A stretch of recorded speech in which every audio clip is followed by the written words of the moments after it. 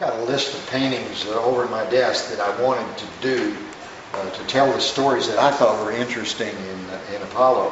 And this story concerns one of the times that I fell down on the moon. I was backing up to take a camera shot, and this is all dust of varying thicknesses, and so there was a rock down here I didn't see, and I fell over. Now I could have gotten up, but Pete came over, and by just one finger like this, he lifted me up.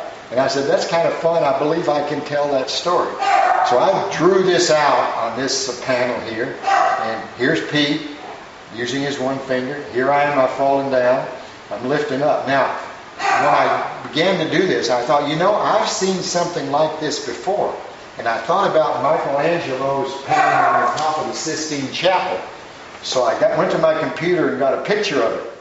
And here's Adam. And he's leaning up here, and then supposedly God's leaning down and touched his finger a minute ago and gave him life. So that God, Pete wasn't God, but he was close to it. So, at least from my point of view. And so I laid me down here. Adam's on a mountain here. I'm not on a mountain, but my backpack let me sit up a little. And then I made my knee just like this. Who knows what really happened that way. And so I made my arm and my finger like Adam's, and I made Pete's like, now Pete can't get up in a cloud. He has to stand on the moon, so I leaned him back too. He can't lean forward like God is there for Michelangelo. So anyway, I did this painting. I then had to build my models so that I could get the lighting right and get the perspective right.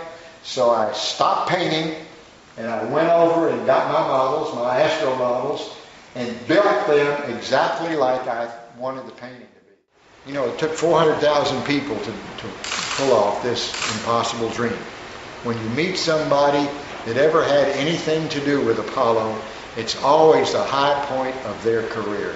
They may have only, I used to sweep the floors at the VAB.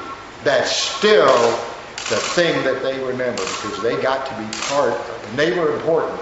They were just as important as I was and anybody else was, and they're really proud. So it's really a nice thing. I feel good about this every day. I feel like I'm the luckiest guy in Texas, I'm sure, even maybe more, to get the chance to go do this and be part of all this. That was my dream, and just now I just am so glad I was the right age and got lucky, because there were a lot better pilots and astronauts than I was, but somehow my number came up and I got to do it. So it was great.